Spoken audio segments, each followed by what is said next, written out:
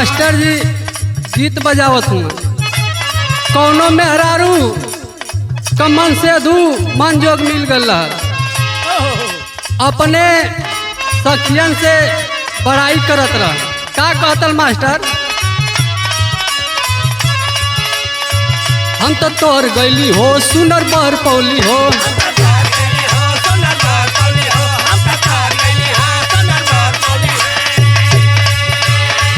अपना रजऊ के प्यार में सवार गैली हो,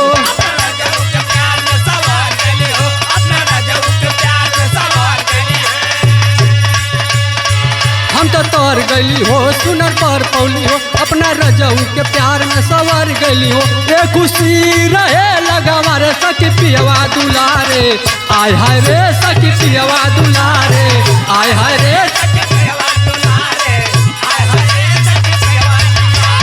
यो मालिक।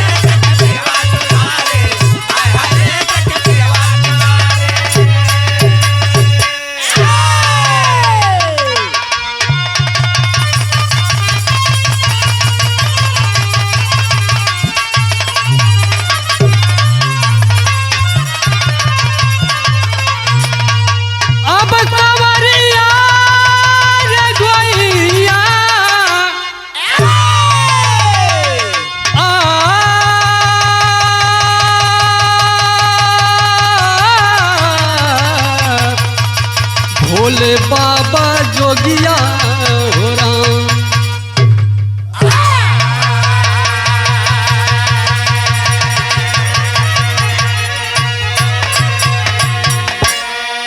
अच्छा भैया, हम भोजपुरी लोकगीत बिरहा गायक उमेश लाल प्रजापति गाजीपुर के धरती से आप लोग सभी बिरहा प्रेमी श्रोतागण के चरणों में बार बार कोटि कोटि प्रणाम करता हूँ।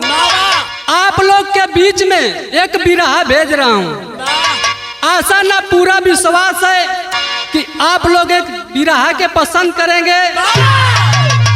ये हिंदुस्तान की धरती सोने की चिड़िया कही जाती है, ये ऋषियों महर्षियों की धरती है, जहाँ पे आए दिन घटना घटती जा रही है, पाप हो रहा है, पुण्य का तो नाम ही मिट गया।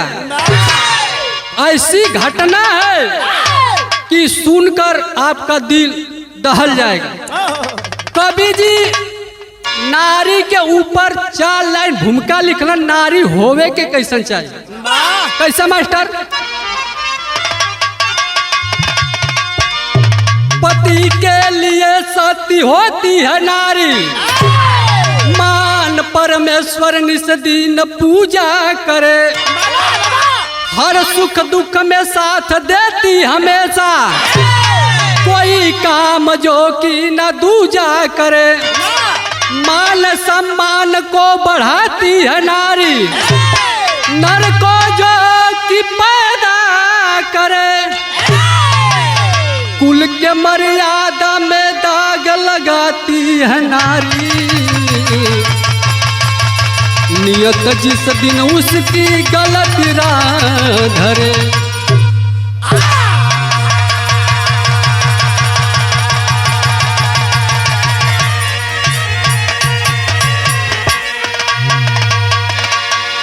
ए भैया, यह नारी है, कभी दुर्गा, कभी काली, कभी रणचंडी के रूप में पुजाली, यह नारी कभी रंडी के रूप में कोठा पर पावल जाली। हमारे बिरहा में एक लाइन गजल लगल मास्टर, कैसे।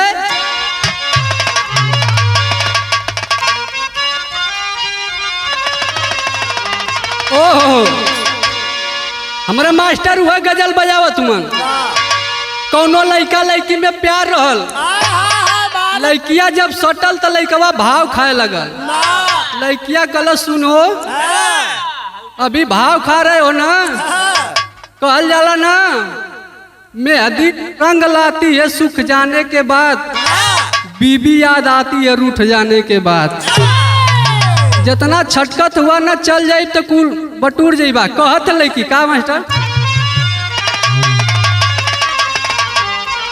अरे तू मेरे बात,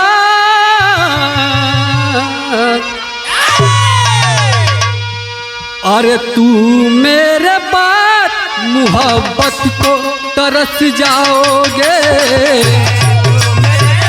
या मालिक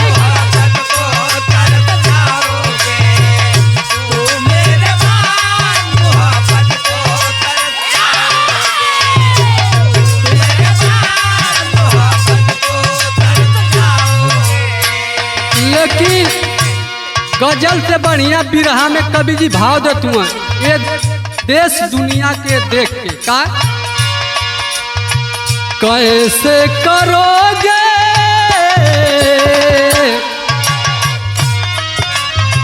कैसे करोगे किसी पे भरोसा यारों।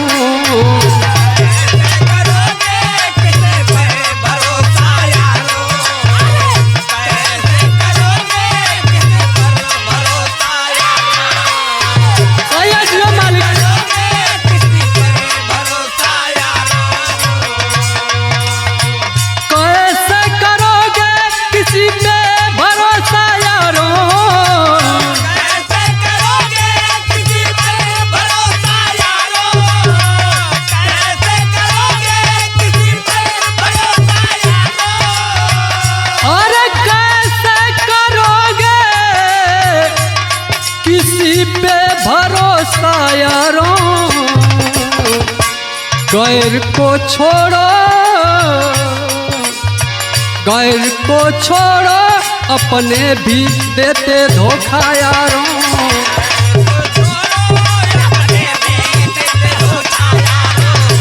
या मालिक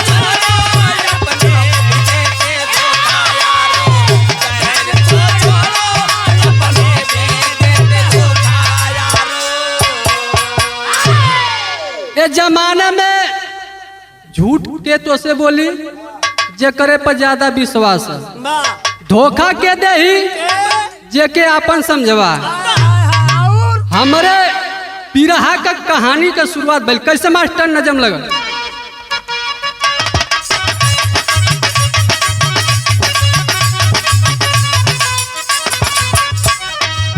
प्रभु के सुख के लिए सीता वन में आई थी, प्रभु के सुख के लिए सीता वन में आई थी, महलों में रहने वाली कांटों पे बिताई थी।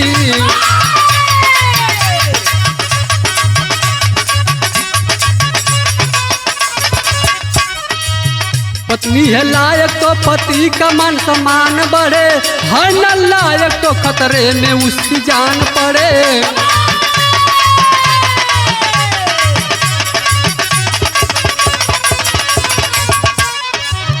प्रांत राजस्थान,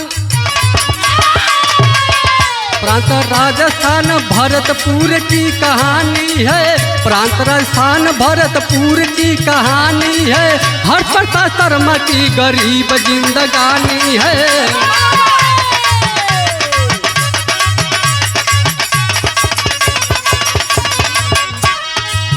दो बेटी एक बेटा पवन जो दुलारा है, दो बेटी एक बेटा पवन जो दुलारा है, माँ बाप के बुढ़ाई का सहारा है।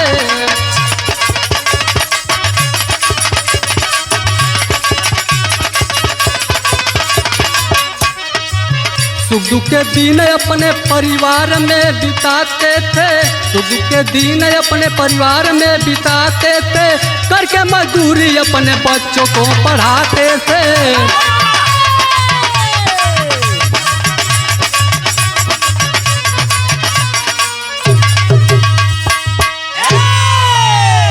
ए भैया प्रांत राजस्थान शहर भरतपुर, भरतपुर के अंदर एक थाना आता जिसका नाम चिकसाना थाना। चिकसाना थाना के अंदर एक छोट सा गांव जौने गांव का नाम नो, वही जग के रहे वाला हर प्रसाद शर्मा, उनके भगवान दो बेटी एक बेटा दिले। गरीबी में परिवार का परवरिश कर रहा हूँ। धीरे धीरे बेटा का उम्र 30 साल हो गई। दिल्ली पवन कमात हुवन दिल्ली से आना जाना लगल। जब भी पवन आवन घरे गांव के लोग आए के कहे ए चाचा ए भैया अरे लइकवा के बियाह कब करबा हो। जितना अपने माई बाबू के चिंता ना रहे उतना दूसरे के चिंता हो जाले। कहला अरे यार केहू आई तब न करब कि हम जाई लड़की खोजे। इतना बात जौले एक जनी सुनल सुभाष भैया बिहनवा भैले अगुआ लेके पहुँच गईलन। जब अगुआ लेके पहुँच गईलन देखा था कि भइल तो रीमा नाम के लड़की से पवन का शादी फिट भइल। जब शादी फिट भइल तो एक गीत लगल मास्टर। कौन गीत है?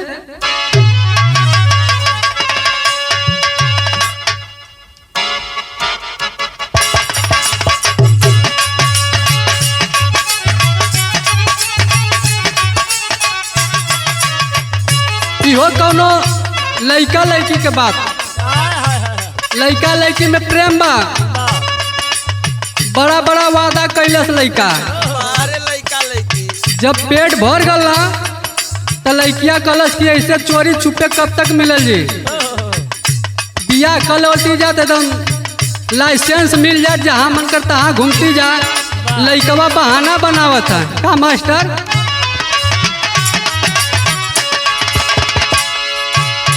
तोहरा के दूल्हा ही बनावती रानिया हो।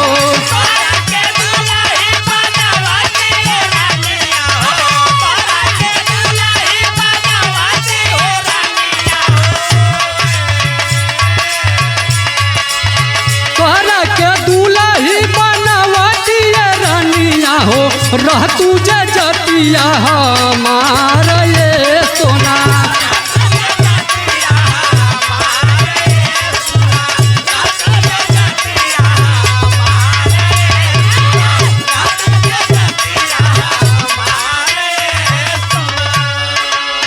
लेकिन बिरहा में भाव दूल्हा के चमा चमा चमा के चेहरावा हो। दूल्हा के चमा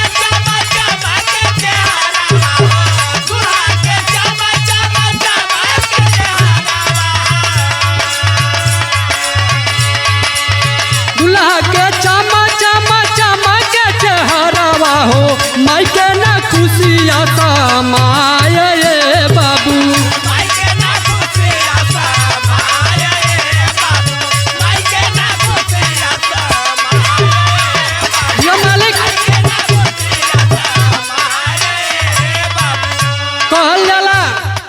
या तो बेटा जन्मले या तो बेटा बिहले मतारी बाप के अपार खुशी होले। एक लाइन कवि जी और लिखत हूँ। पवन बल्ला दूल्हा रीमा बनली दुल्हनिया हो।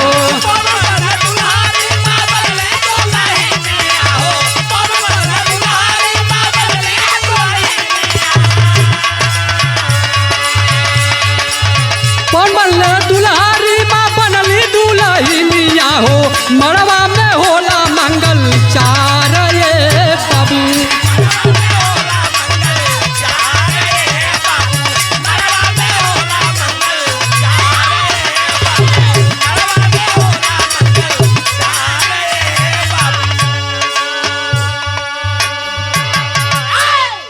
ए भैया बारात सच के पहुंच गई रीमा के द्वार कानपुर। वहाँ सब पानी पियलस खाना खैलस बियाह बैठल। दोनों ओर से पंडित जी लोग सुमंगली पड़त हुआ। हमारे गांव देश का रीति रिवाज है कि अगर बियाह बैठेला तो मेहरारू कुल गाली गावेल। कवन गाली गावती मास्टर?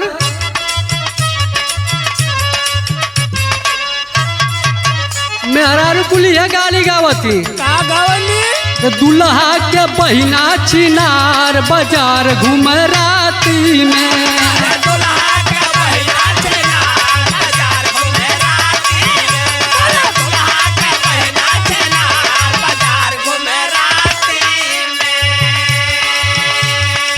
एक लाइन और लहा के गौली। कवनो के एक यार कवनो के चार गो।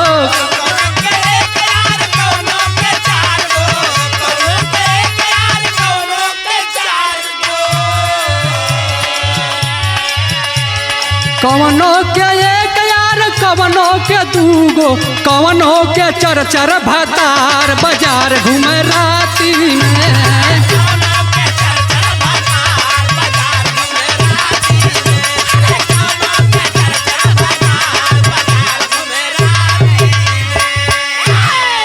ए भैया बियाह हो गल लेकिन बियाह में एक कमी हो गई। पवन का उम्र 30 साल, रीमा का उम्र 16 साल, 14 साल का फर्क है। फिर भी विदाई भइल, रीमा अली अपने ससुराल हंसी खुशी से जिंदगी बितावती, वही में खुश है। बियाह कई के पवन कुछ दिन रहलन, ओकरे बाद आ गए दिल्ली कमाए, प्राइवेट कंपनी में नौकरी करे लगना, आवाजाही घरे से लगल। यही बीच में पवन और रीमा के बीच एगो खुशी आई। खुशी कवन आई कि पवन और रीमा के बीच एक पुत्र की प्राप्ति हुई, जौने का नाम रखाल कार्तिक।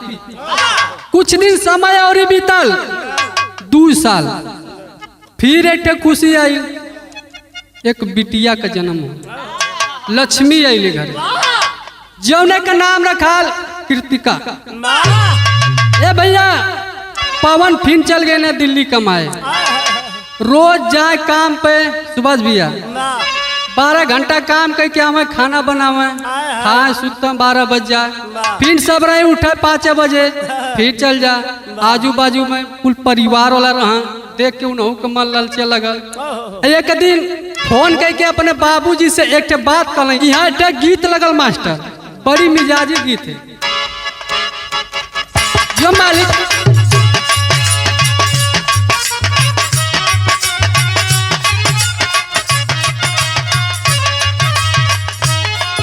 यही हमारा सिपाही भैया नियर, कौनो नौजवान आधा बाल पक्कल बा, कोई मिरर और सिग्नल पर खड़ा होके कौनो लड़की के एक टक्कर देखत बा। वो लड़किया कलश की क्या तुम कभी लड़की नहीं देखे हो?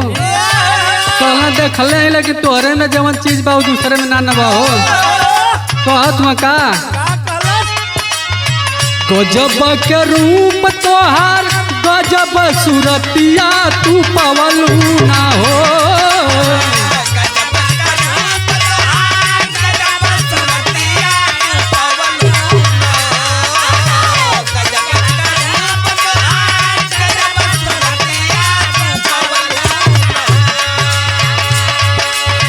गजब के रूप तोहार, गजब सूरतिया तू पवलू ना हो।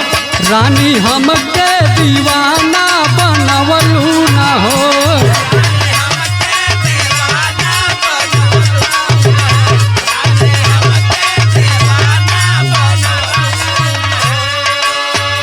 लेकिन पवन अपने बाबूजी से कहना का 12 घंटा काम करके आई जब घरवा बहरवा में हो।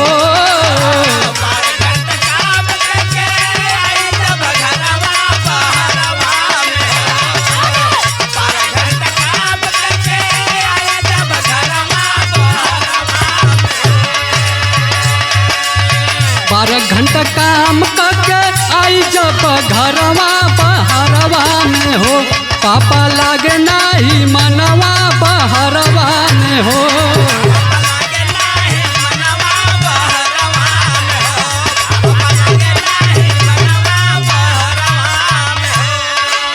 कल 12 घंटा जब काम करके आईला तो हमार मन ना लगल। एक लाइन और कहला, दिन भर पड़ जाले बड़ी खटनी।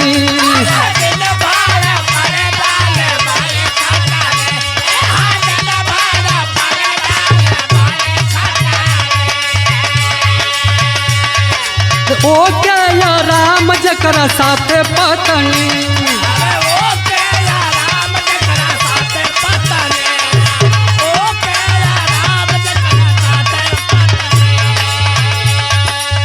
रोहिला अकेले नहीं केहू बजरवा बहरवा में हो।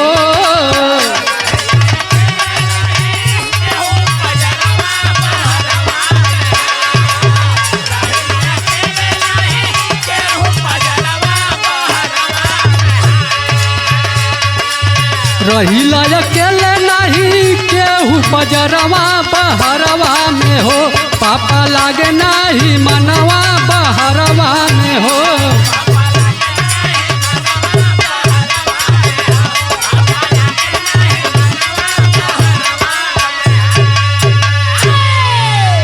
ए भैया, पवन फोन करके अपने बाबूजी से कहलन, बड़ा दिन भर खटनी पर जाले, खाना बनावा, कपड़ा धोवा, पानी भरा, आज जे करे परिवार बा उस सुख से टाइम से सूझ जात बा, उठ जात बा, हर चीज का सुख मिलत बा।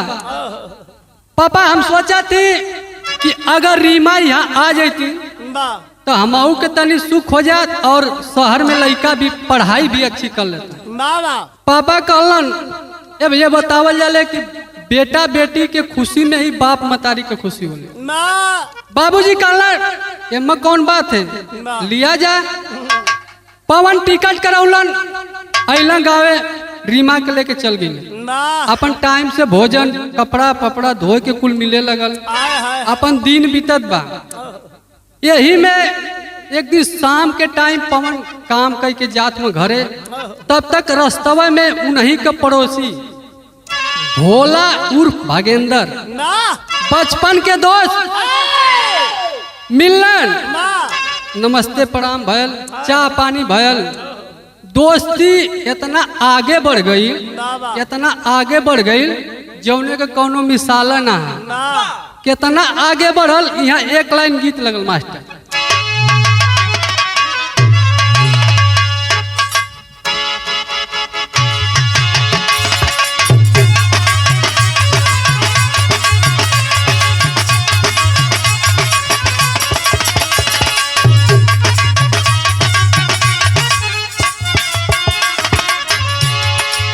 कौनो भौजाई उदास बैठल, यही हमारे पवन नियर कौनो देवर पहुँचल, पंकज नियर, कलश ये भौजी काहे बड़ी उदास है रे, कलश हटा फुकौनो नहीं तो चला दे कुछ, कलश नहीं, जब तक ना बतेबी तक ना जाइब हम। भौजैया बतावत है, बड़ी याद आवे पिया के प्यार कोई,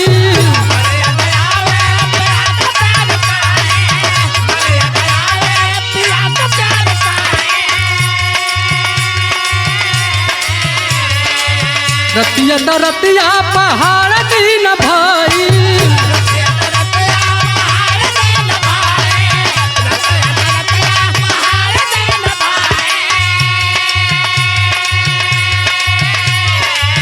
बड़ी याद आवे पिया के प्यार कोई, रतिया रतिया पहाड़ दिन भाई, का कही गईले करे जदाल दारी के, का कही गईले करे जदाल दारी के, दिलवा ले गईले राजा बोतल में भरी के।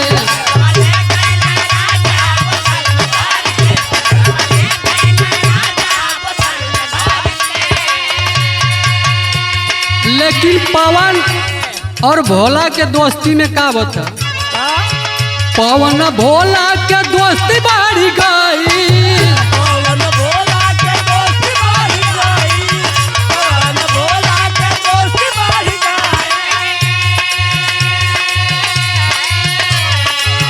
धीरे धीरे रतिया के जाम चढ़ गई,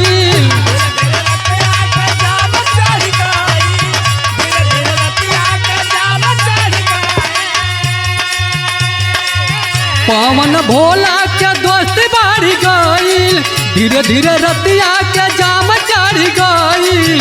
रीमा बैठली सब काम छोड़ के, लगली निहारे घुघुटवा के ओढ़ के,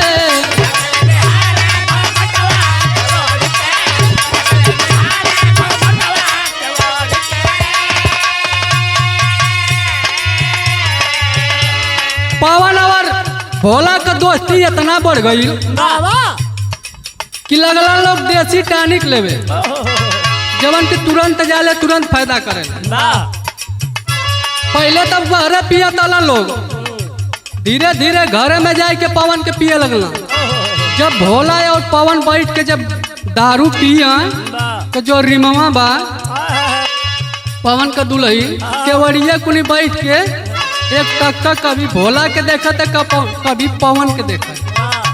रोज का सिलसिला जारी हो गल। कुछ दिन बीतल, भोला 4-5 दिन एकदम पवन के घरे अबे न कैला। अब यह रिमवा परेशान एकदम बेचैन। एक दिन कैलस का आवे न भोला त लागे न मनावा।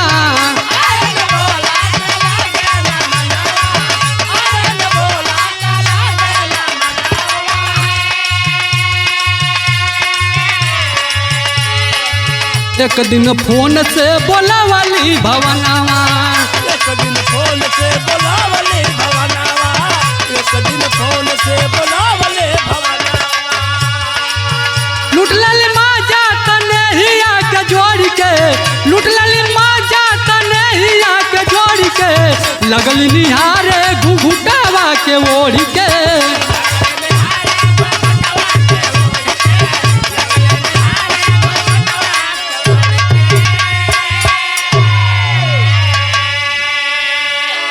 ए भैया, एक दिन शाम का जब पवन अलन तो उनके मोबाइल से भोला का नंबर निकाल सिंह। सबेर भल जब पवन चल गए ना ड्यूटी, लड़का चल गए ना पढ़े, फोन लगौलस भोला के, कहलस कि ए आग लगाए के कहाँ चल गईला? हमके तनको निकलना लगा था, जल्दी घरे आवा। अब भोला काम धाम छोड़ के दौड़ल भागल चली आल घरे। यहाँ तो पहले ही से मूड बना के तैयार बा। आग लगल है एकदम जैसे दरवाजा खोलस, भोला जब अंदर गईलन, पीछे से दरवाजा बंद करके अब पीछवा से जाए के ये भर कवारी धैया दल। जब भर कवारी धैलस भोला के तो जौन ओकर साड़ी का आंचल रहल सरक गल नीचे। जब भोला तनी से मुड़ के पीछे देखलस, शीशा नियर चमकत जवानी, पागल हो गल। वो उठाए के गोदिया में ले जाए के बेडवा पे पटक देला। अब पटक के लगल चानी काटे। अब जवन रोगिया चाहे वह पैदा बतावे। अब जवन रीमा चाहत रहल वह कह देला। अब दोनों का प्यार का गाड़ी पटरी पर चले लगल। अब आए दिन जब भी मौका मिले अपन आत्मा के शांति कर ले, लेकिन धीरे धीरे जब कुछ समय बीतल तो भैल का विदेशिया में भाव लगा।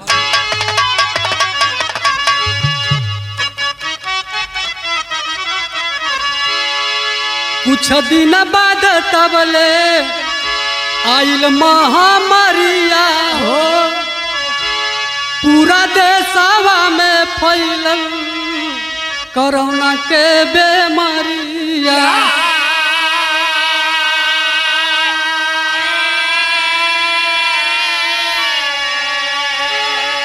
अरे कंपनी सब बंद भइली,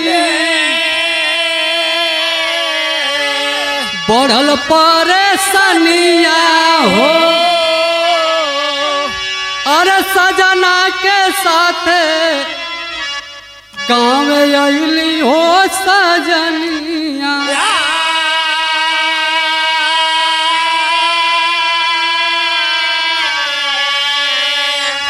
ए भैया, कुछ दिन बीतल तब तक पूरा देश में हल्ला हो गया कि कोरोना के बीमारी फैलल है। कुछ लोग तो बतावल कि कोरोना के बीमारी रहल, कुछ लोग कहले ना रहल, और कुछ लोग कहले कि सरकार कोरोना केकर मानल जाए। अब सब कंपनी दिल्ली में बंद हो गई सबसे पहले। अब रीमा के लेके पवन अपने गाँव में आ गए। अब यह रीमा के रही ना जाए, एकदम बेचैन। हाँ, नून गुदरी कैसे कटी, एकदम दाना पानी छोड़ दलस। हाय हाय ठिठीरी हो गई बेचारी।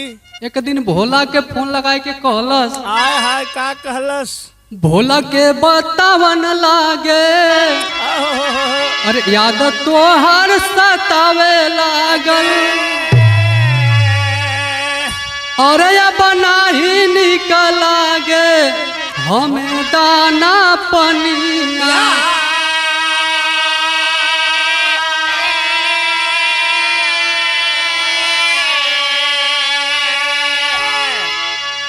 भोला के फोन करके कलश किया, अब हमके तनको बढ़िया ना लगत है।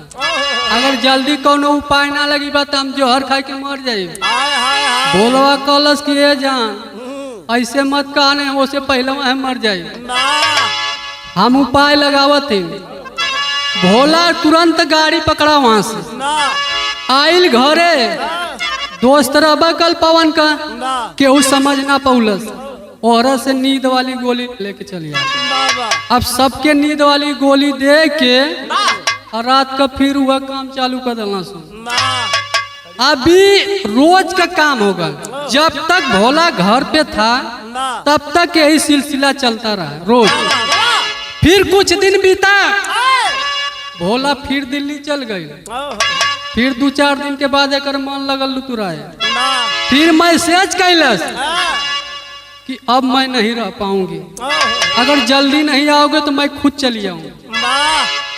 वही जब भोला का दोस्त मैसेज पढ़लस, कहलस किसका मैसेज है? पूरा कहानी को बताया भोला। कहलस अरे यार तुम्हारे जगह मैं होता तो अभी चला जाता। भोला कहने रे पागल हो, 220 किलोमीटर की दूरी है, इतना जल्दी थोड़ी जा पाएंगे। कहला चलो मैं तुम्हारे साथ चलता हूँ। फिर वह आयल भोला रीमा के घरे। तो भयल का अरे घरवा के चोरी चोरी भोला के बोलवली हो। अरे तब तक पवन के खुलल बा नजरिया।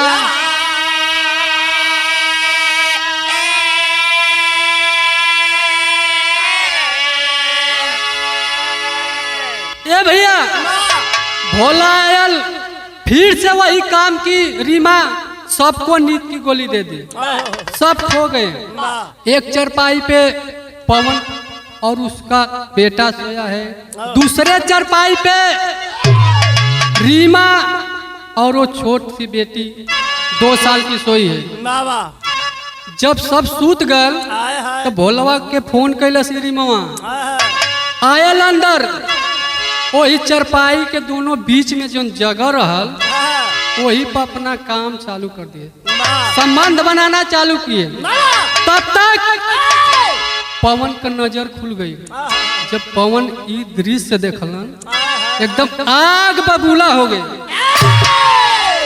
पलन की हो रही है, ये क्या हो रहा है? खींच के 4 झापड़ जब देहलना रिमवा के गिर गई पैरवा में। कलश साली तुम मेरे साथ इतना विश्वासघात कर रही हो? तुम्हारे लिए मैंने क्या नहीं किया, इतना भरोसा किया। तब तक नजर पड़ल वो भोला पे। कलशकार कुत्ता कमीना गद्दार साले, तुमको मैं अपना भाई मानता था, तुमने मेरे इज्जत पे हाथ डाल दिया। तब तक ये दोनों पैरवा पकड़ ले रीमा। पवन जब चिल्लाए लगना तो भोला आए के पीछवा से मुँहवा दबा दिला। तो भैल का टेरी में भाव लगना।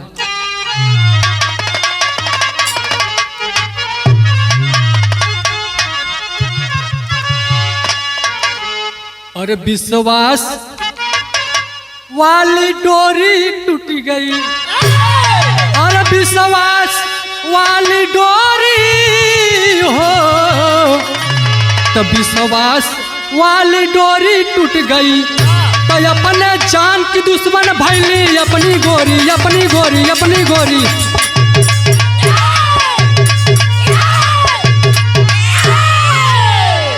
अपनी जान की दुश्मन भैली अपनी गोरी, विश्वास वाली डोरी टूट गई।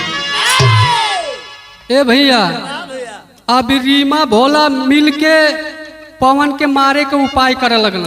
रीमा पैरवा पकड़ ले बा कि बहरे ना जा पावा, भोला मुँहवा दबौले बा कि हल्ला ना कर पावा।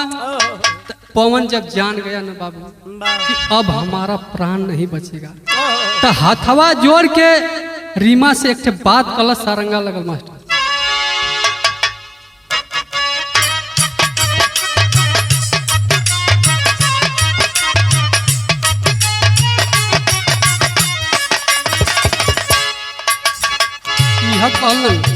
रीमा से हाथ जोड़ी रोवेला बीरानावा हो, रोवेला बीरानावा हो, बचाए ले तू जानावा मार जी। कहला ये रीमा अरे तोहरे खुशी में हमार खुशी है। ये देख न भोला ना माना था, लगा था कि हमार जान मार दे, हमार जान बचा ले तो के जवन मर्जी होकर तवन कर। लेकिन वो भोला का करा था जैसे कि बकरा के कटला कसैया हो, कटला कसैया हो, पटकर वही से के वार जी। ए बाबूजी एक हाथे गर्दन दबा रहा है, एक हाथे मुंह को बंद कर रहा है, कभी खोल रहा है। जब पवन जान गया कि मेरी जान अभी नहीं बच सकती, एगो बात कलस, अरे रीमा हिंदू धर्म में तो मरने से पहले तुलसी गंगा जल पिलाया जाता है। तुम लोग अगर हमें मारना ही चाहते हो तो मार लो, लेकिन एक ठे काम करो। क्या करो?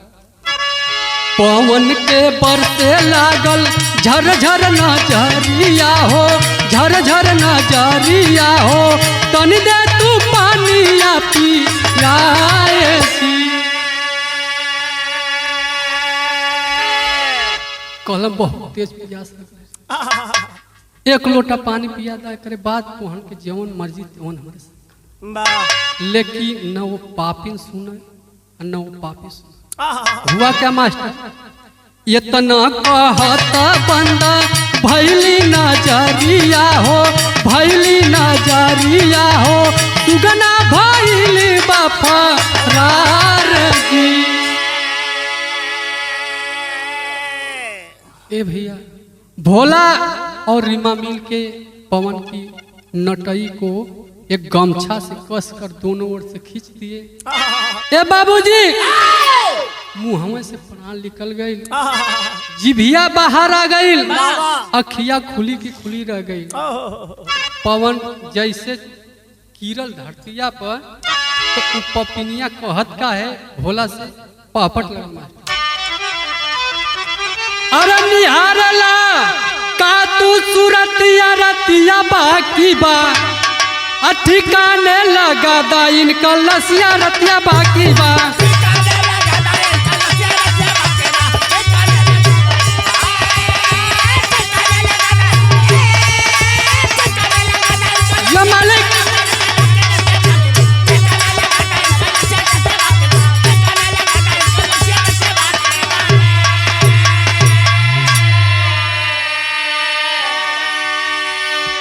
ए बाबूजी रीमा कहला जवन होवे के तो तवन हो गई, अब जल्दी से इनके यहाँ से हटावा, नहीं तो जेल में तू चक्की पीसबा हम पीसा। वो पापिन कैलस का अरे एक बोरा लिया के पापिन फेंकल समनवा हो, अरे उसी में भर लिया पापी, अरे बांध गर्दनवा हो। अरे जाना नहीं पवल केहू राज वाली बतिया रतिया बाकी बा, जल्दी ठिकाने लगा दा इनकर लसिया रतिया बाकी बा। तब तक वो पापिन एक ठे आलुआ वाला बोरा लिया के देहलस, वही में पवन के बांध के गोड़ हाथ पूरा मुंडी उसी में डाल दिया। इसके बाद वो भोला अपने दोस्त को फोन किया, वो बाइक लेकर आया, कलश की ए रीमा हम इनके लेके जाती है, तू देख लिया। वो रातों रात पवन को लेकर चला गया, और पवन को लेकर चला गया, कहाँ लेके गया किसी को पता नहीं है। जब सुबह हुआ तो हुआ क्या, आलम भावना।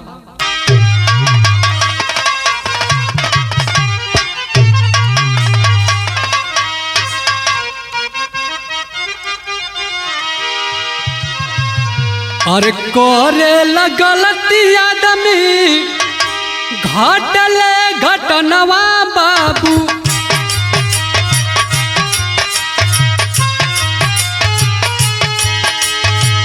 तब काहे दोषी हो जमाना ई कहा।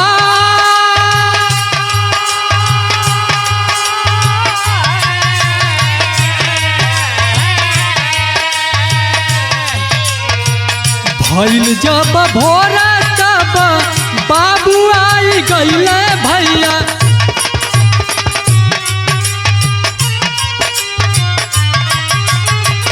बेटा बेटा कही के लगाए हो गोहा।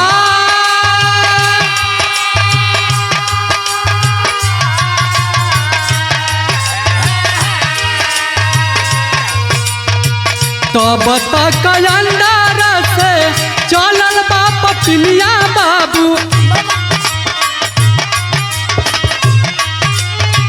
हाय राम कही के गिरल बाबरा।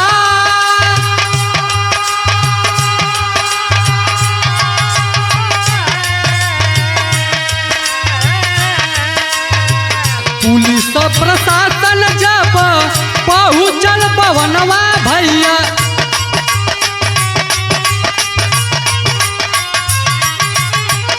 हर प्रताप शर्मा दिहला रापट हो लिखा।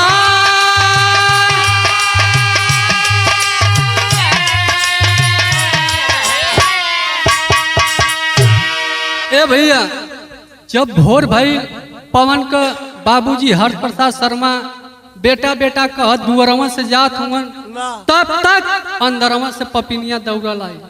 कल सरे हम सब रही से फोन लगाओ थी उनकर फोन ना लगा था। हाय राम हाय बाप कह के गिर पड़ल देखावटी। पूरा गांव जुट गया। गांव के प्रधान जी है कहीं अरे हर्ष प्रसाद शर्मा जुग जमाना बहुत खराब है, इसका जल्दी कंप्लेन करिए। हर्ष प्रसाद शर्मा गए थाने पे कंप्लेन किए। दरोगा जी आए पूरी छानबीन किए लेकिन पूरा छानबीन कहना कुछ आता पता ना चला। ए भैया बतावल जाला कि पुलिस प्रशासन भी पैसा वाला लोग के सुनला। 2-4 दिन दरोगा जी अला गैला कौनो पता ना चलल केस के एकदम ठप कर दिला। अब बबुआ माई गरीबी जवन ना चाहे तो करा दे। बबुआ माई करेजा पर पत्थर रख के अपने जिए लगे। का कर बेटा के गम में। लेकिन धीरे धीरे समय बीतल। जब 3 महीना बीतल तो भैल का खड़ी में भाव लगल।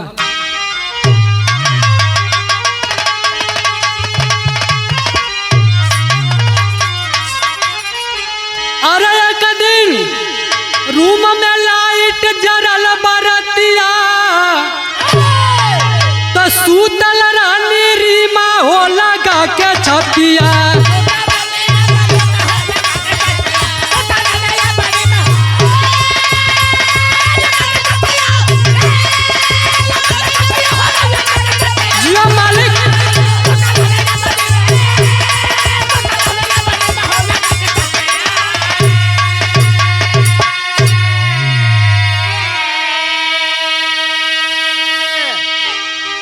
जब 3 महीना बीता फिर रिमवा के कीड़ा काटे लगल।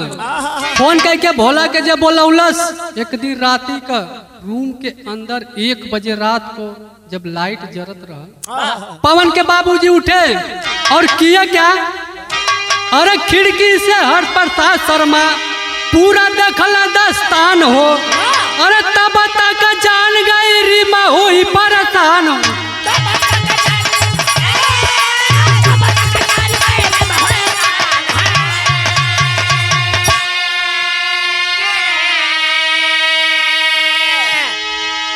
पवन के बाबूजी जब देखला कि रीमवा के रूम का लाइट जलत है दरवाजा पे गईलन तो कुछ अंदर से आवाज भी आवत रहा। तो दरवाजा से तो कुछ दिखाई ना दिलल।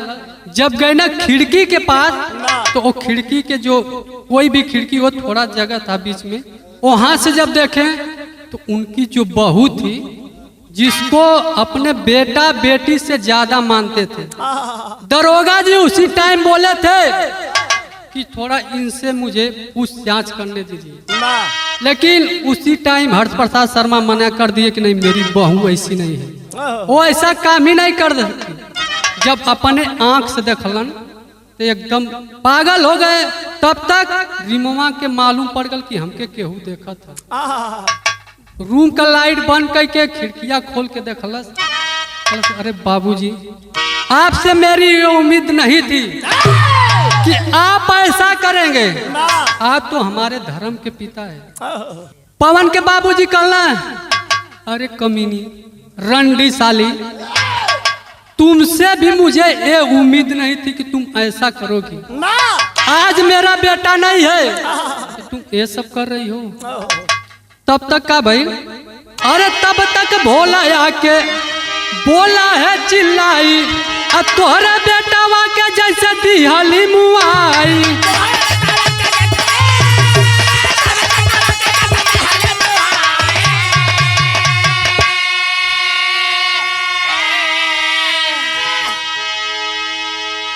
अरे हम तोहरो गिराई बलसिया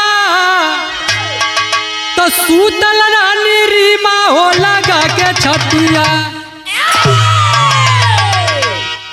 ए बाबूजी, भोला कहलस जैसे तोहरे बेटा के मार के गायब कर दिली वैसे तू के मार के गायब कर दे, केहू कुछ कह ना पाई। ना इतनी जब बात सुने हर्ष प्रसाद शर्मा अखिया से झरझर झरझर आंसू बहे लगे। जब जान गए कि मेरे बेटे को मारने वाले यही दोनों हैं, पापी पापी, जाकर चरपाई पर सो गए। जाकर सो गए। धीरे धीरे जब भोर हुआ तो जाके वही रीमवा के हाथ जोड़ के कहलन कि जवन कैलू बढ़िया कैलू, अब हमारे बेटवा का दूठ जन्मल जवन हुआ एके दे दा, तू अपने माई के चल गया। रीमवा वह काम कैलस, दोनों लड़का लड़की के दे के अपने नैहर चल गई। जब नैहर गई तो ये सारी बात जाकर हर्ष प्रसाद शर्मा दरोगा जी से बताएं। दरोगा जी से जब बताएं तो हर्ष प्रसाद शर्मा को लेकर दरोगा जी गए और रीमा के नैहर जहाँ रह लेडीज पुलिस लेके गए। जब पुलिस पकड़ के लेडीज जब मरलस पछवाड़ा पर 4 बेट सिपाही भैया, तो पूरा खोल के एकदम पोथिया पतरा पूरा बताई दिलस कहानी। फिर वही रीमा से फोन करवाए भोला को। अब भोला को फोन करा के बुलवाए। जब भोलवा के फोन करके बुलौलन तब जब लगल 8-9 बेट वहू के चुतरा पे तो उ लगल चिल्लाए, कल से हमार कोनो गलती ना, कुल गलती यही कहा। पूरी कहानी बताए। ए भैया, आज के जमाना में के करे पर विश्वास करबा, के करे पर भरोसा करबा। आज के जमाना में केहू के पनाह देवल बहुत भूल है। अगर केहू तो 10 रुपया दे था ओमा कुछ होकर मतलब तब दे था, नहीं तो ना दे। यही से हमारे बिरहा की कहानी समाप्त भई। आज भी वो दोनों जेल में हैं जब तक बिरहा लिखी गई। आखिरी में गुरु घराने का पर्चा लगा। कैसे मास्टर?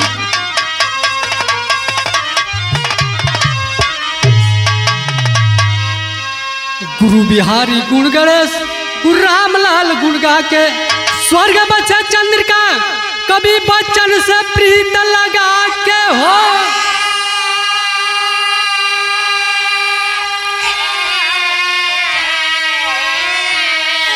अरे विश्वास वाली डोरी टूट गई तो कविता उमेश लाल का बनल रहे जोड़ी हो। विश्वास